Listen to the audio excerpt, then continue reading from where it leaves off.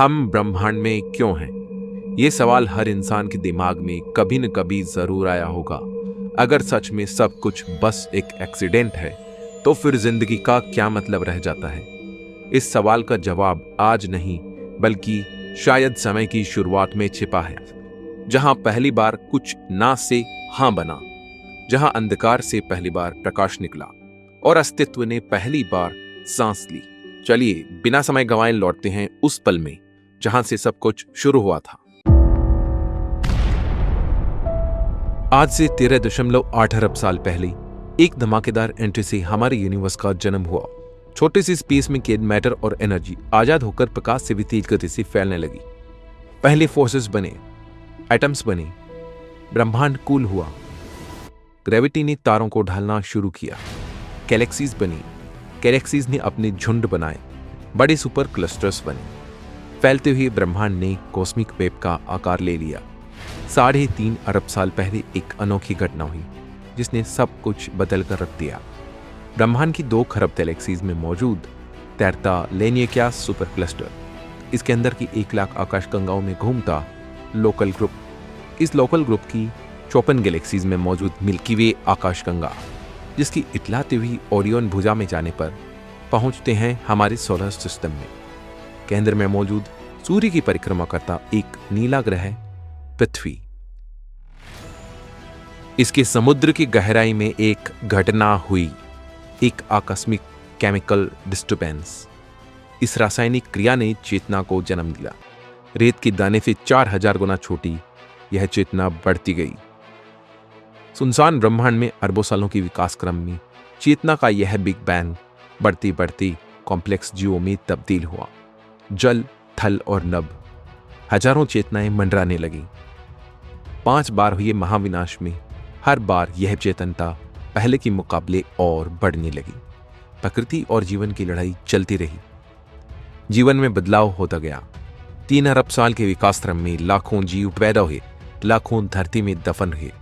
फिर पैदा हुआ इंसान, चेतना की एक ऐसी उच्च अवस्था जो खुद को जान सकती है, पहचान सकती है, खुद से सवाल कर सकती है, ब्रह्मांड को जान सकती है। इंसानों की संख्या लगातार बढ़ रही है। आज हम 8 अरब हैं। खूंखार जानवरों को कूटने टिकाने वाले, नस्लें खत्म करने वाली, हमने लोह युग और हिम युग को पार किया। हमारी प्रजातियां खत्म हुई, रिलीजन को जन्म दिया, हजारों युद्ध लड़े। इतिहास के सभी खतरों को पार कर हम खरबों जीवों में सबसे टॉप पर हैं। लेकिन खतरों ने हमारा पीछा नहीं छोड़ा। नए खतरे नए रूप में मौजूद है। प्राकृतिक आपदाएं हमारा पीछा नहीं छोड़ती। आतंकी इंसान को खत्म करने पे तुले हैं। कैपिटलिस्ट गरीब को मार रहा है, गरीब अमीर को जीने नहीं दे रहा। बीच में फंसा है मिडिल क्लास। बेरोजगारी पर किसी का ध्यान नहीं। सरकार जनता को लूट रही। जनता रिलीजन की लड़ाई में बिजी है। रिलीजन विज्ञान को खत्म करने पे तुला है। विज्ञान ने एआई को जन्म दिया है और अब एआई ही सबसे बड़ा खतरा बताया जा रहा है। इधर जलवायु परिवर्तन धरती को गर्म कर रहा है। जंगल जल रहे हैं, समुद्र बढ़ रहे हैं, मानो कोई चेतना को खत्म करने पे तुला हो। लेकिन इन सब के बीच फंसा एक 9 to 5 जॉब करने वाला इंसान सुबह ऑफिस जाता है, ट्रैफिक में फंसता है, बॉस की गालियां सुनता है, रात को थक कर घर लौटता है और तारों को निहारता है।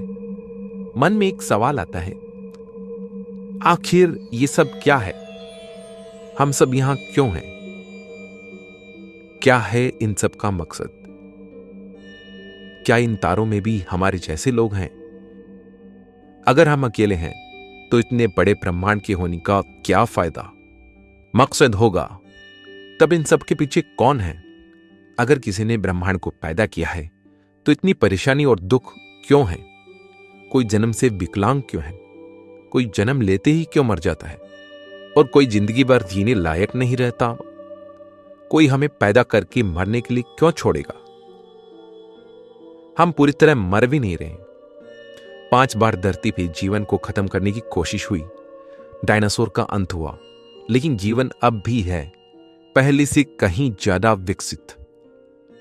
अब वो सवाल करता है, ब्रह्मांड को समझने की कोशिश करता है। आसमान में उड़ान भरता है, चांद पे कदम रखता है। जीवन खत्म नहीं हुआ, शायद इसे खत्म किया भी नहीं जा सकता। यह बढ़ता जा रहा है। पर यह सब तामझाम क्यों है? हजारों साल से इंसान एक जिंदगी जीते हुए आ रहा है। क्या वो इस लाइफ का एक छोटा भाग है या उसके लिए यह लाइफ है? जिंदगी भर परेशानियों से जूझते हुए, प्यार की तलाश में 1 से 2 हो जाते हुए, नए अचीवमेंट हासिल करते हुए अंत में सबको मरना ही है। तो इस सब का क्या मतलब है जब सबका एक ही हश्र होना है? विज्ञान किसी क्रिएटर की बात नहीं करता। ब्रह्मांड अपने आप में एक पहेली है। अब तक सबने अपने कयास लगाए, पर आज हम कुछ जानते हैं। हमें लाइफ की कहानी पता है, ब्रह्मांड की कहानी पता है, इंसानियत पर मौजूद संकट का अंदाजा है, और एक डर है कि ब्रह्मांड रैंडम है।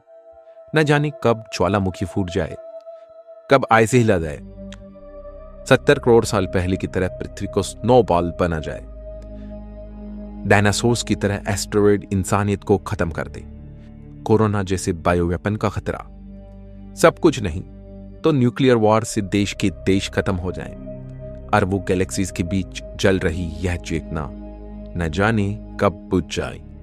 इंसान खत्म हो जाएंगे, सिर्फ जानवर बचेंगे। फिर से नए बुद्धिमान जीवों के पैदा होने के चांसेस खरबों में से एक है। कुछ वैज्ञानिकों का ख्याल है कि ब्रह्मांड में अगर हम अकेले हैं तो चेतना सिर्फ पृथ्वी पर ही है। ऐसे में अब इस चेतना का विस्तार करना चाहिए। उनकी निगाहें पड़ोसी मंगल पर है। मंगल पर इंसानी बस्ती बसाने के प्रयास शुरू हो चुके हैं। हम मंगल पर पहुंच चुके हैं। मंगल पर ऑक्सीजन नहीं है, पानी नहीं है, जीवन की बेसिक चीजें नहीं। इंसान इंजीनियरिंग के नए लेवल्स पर पहुंच रहा है, जहां एक प्लैनेट को टेराफॉर्म किया जाए, इंसानों के रहने लायक बनाया जाए। प्लैनेटरी इंजीनियरिंग से इस कारनामे को करने में मिलियंस ऑफ ईयर्स या उससे ज्यादा भी समय लग सकता है। लेकिन फिलहाल इंसानों के रहने लायक बॉम्ब्स बनाए जाने का प्लान है, जहां अर्थ की तरह एनवायरमेंट होगा, लोग रह सकें। एक शुरुआत हो जाएगी चेतना को एक दूसरे ग्रह पर ले जाने की। इलॉन मस्क का यही प्लान है, लेकिन इसे करना बहुत ही मुश्किल है। अगर इसे हमने कर लिया तब भी क्या हो जाएगा? उसके आगे क्या? इस ब्रह्मांड में होने का कौन सा मकसद बनता है? इस काम में हजारों साल लगेंगे, लेकिन आज का क्या? आज मैं क्यों हूं? मेरी जिंदगी में ब्रह्मांड की इस रियलिटी का क्या फायदा है? मेरा होना कैसे सफल हो सकता है? How can I make my life worth? किसी काल्पनिक स्वर्ग को पाना मेरा मकसद नहीं हो सकता। मेरा होना खरबों संभावनाओं में से एक है। मेरे जैसा कोई और नहीं है। मेरे खत्म होने के बाद मेरे शरीर की बनावट, मेरी हर कोशिका और दिमाग फिर से बनना असंभव है। मेरे पास सिर्फ और सिर्फ एक ही लाइफ है जो यूनिवर्स में मुझे मिली है। खरबों संभावनाओं में आकस्मिक रूप से मेरा अस्तित्व बना है। यह मेरे लिए एक गिफ्ट है जो मुझे मिला है। यहां देने वाला कोई नहीं है, सिर्फ संभावनाओं के खेल ने मेरा सृजन किया है। मुझे ये मौका मिला है खरबों गैलेक्सीज के बीच मौजूद इस नीले ग्रह पर। I am a unique creation. मेरा कोई मकसद नहीं है, और किसी मकसद का न होना मुझे अल्टीमेट फ्रीडम देता है। मैं किसी से बंधा हुआ नहीं हूं। मेरी जो इच्छा है वो मैं कर सकता हूं। पूरा यूनिवर्स मेरे लिए खुला मैदान है। मैं इसे एक्सप्लोर कर सकता हूं। ब्रह्मांड मुझे किसी चीज के लिए नहीं रोकता है। खरबों साल जीने वाले इस ब्रह्मांड में मेरी 100 साल की उम्र इसके सामने 1 सेकंड भी नहीं है। लेकिन यह 1 सेकंड मेरे लिए 1 युग से भी बढ़कर है। मैं इसका हर 1 सेकंड खुल के जीऊंगा। मुझे लोगों के ताने बाने, समाज से डरने की जरूरत नहीं है। ब्रह्मांड के अस्तित्व ने मुझे अपनी स्वतंत्रता का एहसास कराया है। दुनिया की बनाई झूठी बातों के जंजाल ने व्यर्थ मुझे बांध रखा था। हर इंसान अपने आप में स्वतंत्र है। मेरा होना तभी सफल है जब मैं अपनी इच्छाओं को दबने ना दूं। मेरी इच्छाएं मेरी चेतना का हिस्सा है। इन्हें दबाना मेरी चेतना को दबाना है। अरबों सालों के विकास में इस मानवीय चेतना का विकास हुआ है। मैं इसे दबने नहीं दूंगा। मैं जीऊंगा। सही और गलत क्या है, मैं अपने कॉन्सिक्वेंस के लिए जिम्मेदार हूं। मैं ऐसी कोई चीज नहीं करूंगा जो ह्यूमन सिविलाइजेशन को नुकसान पहुंचाए। ब्रह्मांड ने मुझे सही गलत की एक प्रैक्टिकल डेफिनेशन दी है। अगर सभी इंडिविजुअल्स के एक्शन कलेक्टिवली इंसानियत और लाइफ को फायदा पहुंचाते हैं, उसकी ग्रोथ में कंट्रीब्यूट करते हैं, तो वो सही है। और जो कदम सिविलाइजेशन के लिए आत्मघाती है, वो गलत। मुझे और किसी मॉरलिटी की जरूरत नहीं। मैं पुरानी मॉरलिटी में फंसकर अपनी इच्छाओं को दबने नहीं दूंगा। रिलीजियस डर, स्वर्ग नर्ती घटनाएं मुझे डराती नहीं। मैं जो करूंगा अपने दम पे करूंगा। मुझे 9 to 5 जॉब करनी है, पर साथ ही यूनिवर्स को भी जानना है। अपनी हॉबीज को पूरा करना है।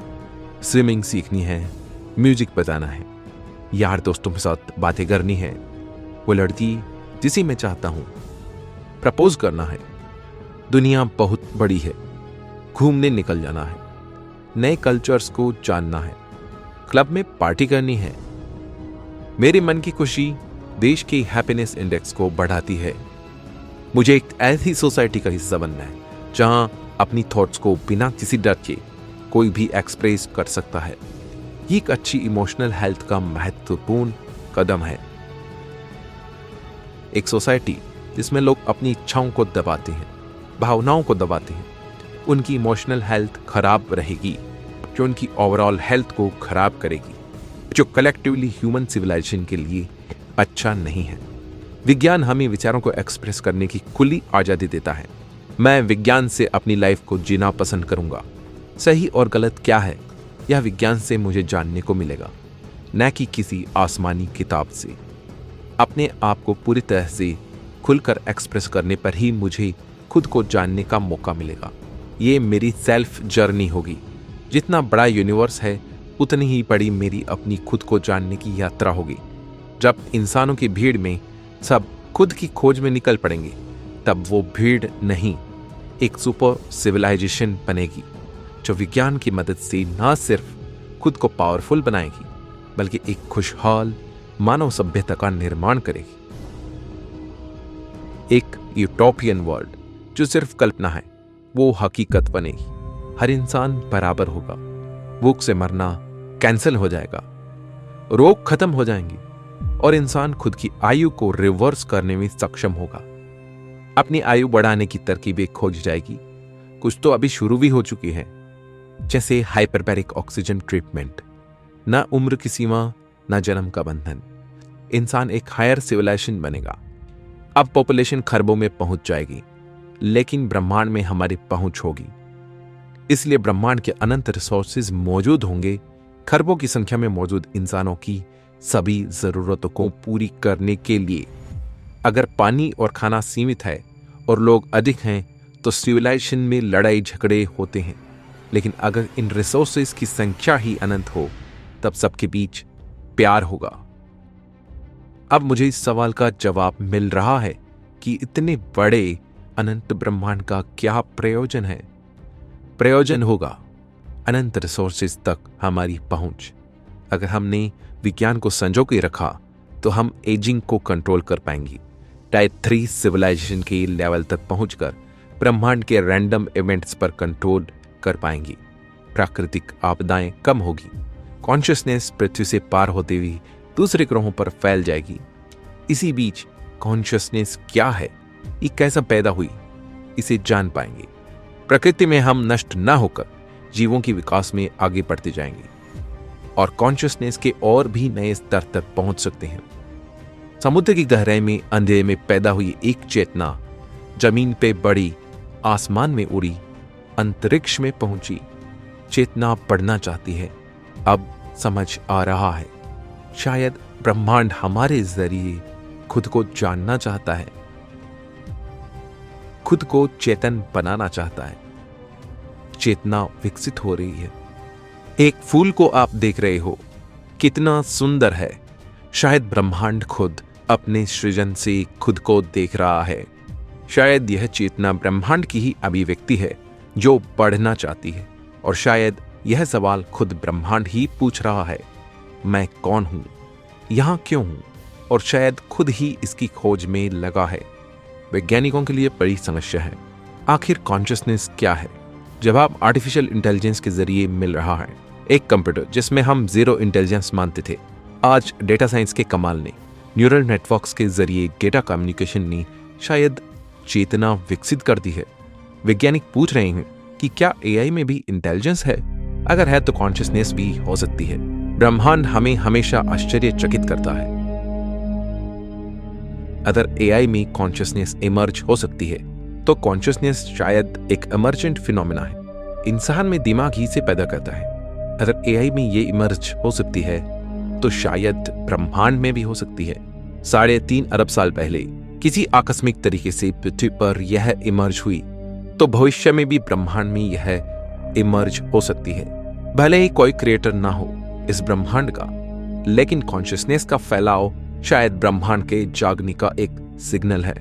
यह इस बात की ओर इशारा करता है कि कॉन्शियसनेस ब्रह्मांड को पैदा नहीं कर रही, बल्कि ब्रह्मांड कॉन्शियसनेस को पैदा कर रहा है। सब एमरजेंट प्रॉपर्टी है। ब्रह्मांड में मौजूद तारे, ग्रह, उल्काएं, सब एटॉमिक पार्टिकल्स किसी इमरजेंस का नतीजा है, और संभव है भविष्य में ब्रह्मांड का एवोल्यूशन कॉन्शियसनेस को जन्म दे दे, जो फिर से हमारी तरह खुद से एक नया सुपर क्वेश्चन पूछे, कौन हूं मैं? मेरा मकसद क्या है? शायद इसका कोई अंत नहीं, लेकिन जो इमरजेंस पैदा हुई है उसमें हम पूरी तरह स्वतंत्र है। हमारे ऊपर कोई अथॉरिटी नहीं है। हमें रिलीजियस बंधन में बंधकर ह्यूमन सिविलाइजेशन को कोलैप्स नहीं करना है। हमारी फ्रीडम ही इंसानी सभ्यता को गायत्री सभ्यता के लेवल तक पहुंचाएगी। हमें यह भी पूछना होगा कि आखिर सही सवाल क्या है, क्योंकि जवाब खुद यूनिवर्स है, और अगर यूनिवर्स जवाब है तो वह किस सवाल का जवाब है? हमें उस अल्टीमेट क्वेश्चन को ढूंढना है। हमारा इंसानी मस्तिष्क इतना कैपेबल नहीं है कि वह पूरे यूनिवर्स को समझकर ये जान पाए कि आखिर यूनिवर्स किस सवाल का जवाब है। इसके लिए हमें एक बहुत ही पावरफुल क्वांटम कंप्यूटर की जरूरत पड़ेगी, जो यूनिवर्स को सिमुलेट करके यह जान पाए कि आखिर यूनिवर्स क्यों एग्जिस्ट करता है। लेकिन उसका जवाब शायद मानव मस्तिष्क की क्षमताओं से परे हो। ऐसे में हमारे लिए यह जवाब ही मीनिंगलेस है, और जब यह हमारे लिए मीनिंग नहीं रखता तो हमें यूनिवर्स में अपना खुद का मीनिंग डिसाइड करने की एक फ्रीडम मिलती है। हम अपनी लाइफ के लिए कोई भी मीनिंग बना सकते हैं। लाइफ के लिए मीनिंग बनाना हमारे अपने हाथ में है, ना कि पहले से कुछ डिसाइडेड है। आज हम एक टाइप 0.7 सिविलाइजेशन है, तब भी हम पूरी तरह फ्री है, और टाइप 3 लेवल पर पहुंचने पर भी हम पूरी तरह फ्री है। लेकिन जैसे जैसे हायर सिविलाइजेशन बनती है, हम पहले से और ज्यादा फ्री हो जाते हैं। यानी हमें अपनी फ्रीडम को भी बढ़ाने की फ्रीडम है। टाइप 3 लेवल पर पहुंचने तक हम मौत को भी काबू में कर पाएंगे, या फिर हम कॉन्शियसनेस को इस लेवल तक समझ जाएंगे कि हम किसी भी इंसान के पूरे डेटा को, पूरी इंफॉर्मेशन को हाईली एडवांस्ड क्वांटम कंप्यूटर में डाल सकेंगे। उसके मरने के बाद, यानी उस इंफॉर्मेशन के जरिए उसकी कॉन्शियसनेस को प्रिजर्व करके उसे हमेशा के लिए एक ब्लिसफुल स्टेट में डाल सकें, जहां वो हर दुख, दर्द, परेशानी से दूर एक जॉय स्टेट में रहे। यानी हम अल्टीमेट फ्रीडम को अचीव कर लेंगे, और शायद ब्रह्मांड खुद एक सुपर कॉन्शियसनेस में तब्दील होना चाहता है, ताकि यह खुद एक अल्टीमेट ब्लिस स्टेट को अचीव कर सके और खुद के अस्तित्व को सफल बना सके। सुनसान, बेजान न रहकर एक कॉन्शियसनेस के ओशियन में तब्दील हो जाए। शायद इसीलिए यूनिवर्स में कॉन्शियसनेस इमर्ज हुई हो, जिससे यूनिवर्स भी खुद को एक मीनिंग दे पाए। तो दोस्तों, यह सवाल ब्रह्मांड की कसमकस और छटपटाहट को हमारे सामने रखता है। शायद ये खुद आजाद होना चाहता है। ये हमें खुद के स्वतंत्र होने का एहसास करवाता है। हमें किसी व्यर्थ बंधन को मानने की जरूरत नहीं है। ब्रह्मांड हमें नहीं रोकेगा। तो आप अपनी लाइफ में स्वतंत्र रहकर क्या करना चाहोगे? किस तरह अपनी लाइफ को मीनिंग देना चाहोगे? कमेंट में जरूर बताएं। अगर इस कहानी ने आपके अंदर एक चिंगारी जलाई है तो उसे बुझने मत देना, क्योंकि यही चिंगारी आपको भीड़ से अलग बनाती है, यही आपको ब्रह्मांड से जोड़ती है। और अगर आपको लगता है कि यह वीडियो आपके दिमाग के किसी कोने को थोड़ा भी हिला कर गया है, तो मैं आपको वेलकम करता हूं। हमारे चैनल की बाकी वीडियोस को देखिए। हर वीडियो एक नई खिड़की खोलेगा, एक नई दिशा दिखाएगा। हम सब एक कॉस्मिक यात्रा पर है, और सच कहूं तो यह यात्रा अकेले तय नहीं की जाती।